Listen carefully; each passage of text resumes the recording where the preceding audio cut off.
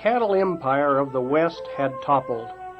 The vast holdings now were broken up. Fierce competition forced the issue of federal stewardship of the public domain. As a result of this concern for their own interests, as early as 1899, the National Cattlemen's Association began to ask Congress to pass legislation calling for the leasing of the public domain for grazing purposes. This proposal, however, was not met with enthusiasm by everybody. Small cattlemen, and also small sheepmen, feared the fact that the range would be leased mainly to large cattlemen, and therefore exclude them from being able to make a living on the public range. Here in southeastern Montana along Pumpkin Creek, many of the forces that were impacting cattlemen were occurring here. There was overcrowding, overgrazing, and there was a fractionalized land pattern.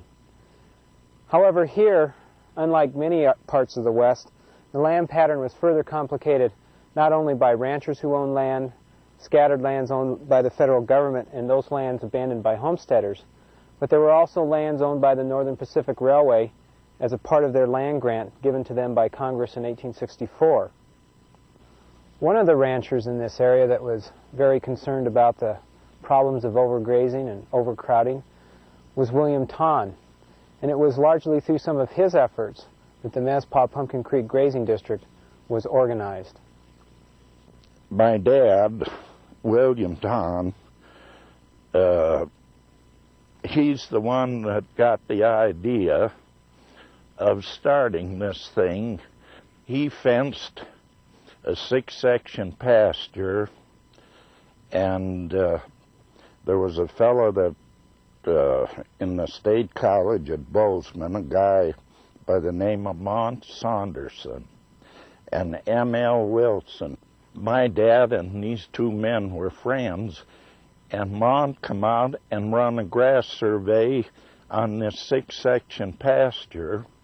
So when they started about how many cattle they were going to run, my dad told them, you know, he said, it's not going to run anywhere near what you people think. And he had the figures to show them, because every animal that went in that 6-section pasture was counted when it was taken out and everything. And this was really when it all worked out. And he found out also the longer he took care of this 6-section pasture, the more cattle it would run.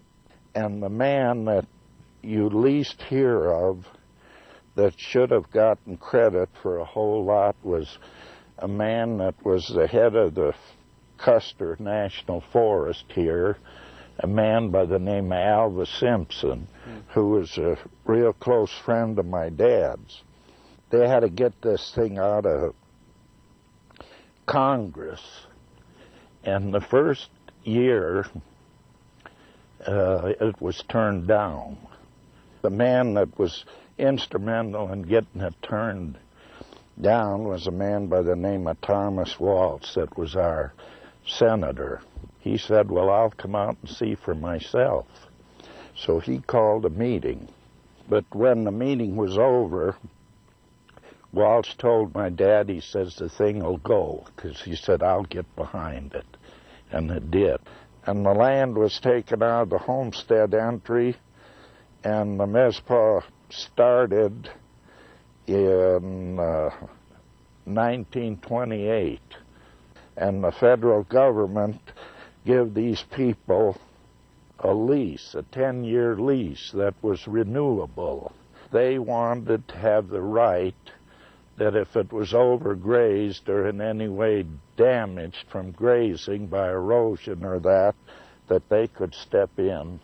They never had to use that, because every time they come out and looked it over, they thought that the land had advanced in grazing. And when it first was used, they almost doubled the carrying capacity. All these efforts began to bear fruit by 1931. In that year, drought hit eastern Montana. Many ranchers were forced off the range by midsummer. However, the members of the Mezpah-Pumpkin Creek Grazing District were able to keep their cattle on the range until the late fall. This event came to the notice of many individuals throughout the West. Stockman journals and others brought this to the attention of stockmen. A greater interest began to be taken in the Mezpah-Pumpkin Creek Grazing District. In hearings before Congress, both grazing men and government officials brought forth the fact that the Mezpah-Pumpkin Creek Grazing District had been very successful. And it was this fact, combined with other factors, that helped Congress finally pass the Taylor Grazing Act on June 28, 1934. The Division of Grazing was the first grazing organization in the Interior pursuant to the Taylor Grazing Act, and it was headed up by the new director, Farrington Carpenter, or Ferry Carpenter as he is known as. He was a rancher and an attorney from western Colorado, from Hayden. The Taylor Grazing Act said the government would sell the isolated tracts, lease tracts that were not big enough to go into districts, and then they would set up grazing districts for the rest of the public domain. That's about all they said. They wrote Feeney to it, passed it, Roosevelt signed it, and there it was. Ferry had to start out with 19 people. Most of those people recruited from the General Land Office and the Geological Survey. 2 of them were range specialists that he stole away from the Forest Service. He started out with a budget of $150,000. They put the crown on me and said, go out there and set those grazing districts up. So here was the job, gentlemen, and here were 142 million acres of land. And the stockman would ask, fee? What kind of fee? We've always grazed for nothing. I said, boys, the Congress has let you have it for as long as you could for nothing. And now they've got a collar, and you've got to stick your head through it. If you don't, another fellow will, and we'll please him, and let him have the range. When I first started work, I guess that was probably had a reputation of being one of the worst areas as far as ranchers. I mean, in government and BLM, of course, they would pull guns on you, and they hit a few BLM people and so forth. One funny thing I found was that the drier the land is, and the more worthless it is, the harder stockmen fight for it. Just why that is, I don't know, but they do. I have had them fight over land on which 640 acres wouldn't support a nightcrawler.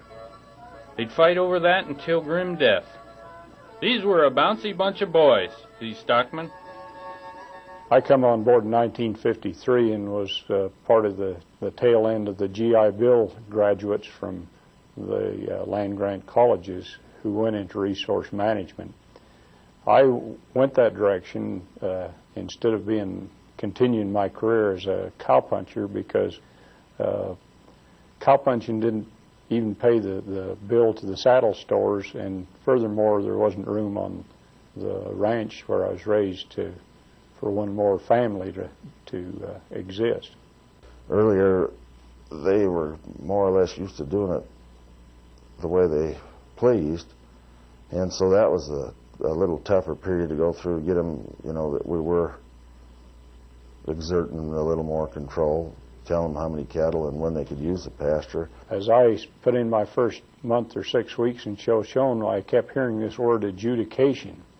Now, adjudication doesn't show up in the Sanpete County Dictionary, and so I was to learn later on in a conference that they had with the regional office people in Shoshone that adjudication really equals cut. In the earlier days, we would have a lot of protest meetings through the advisory board. We worked through the advisory boards pretty much, and we had a lot of battles, a lot of meetings that lasted 2 or 3 days.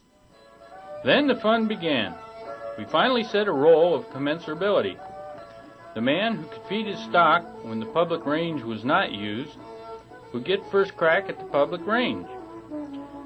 We had every imaginable kind of commensurability, including water rights, and we respected prior rights or previous use of the range. And that took some hammering out. We learned to live by compromise.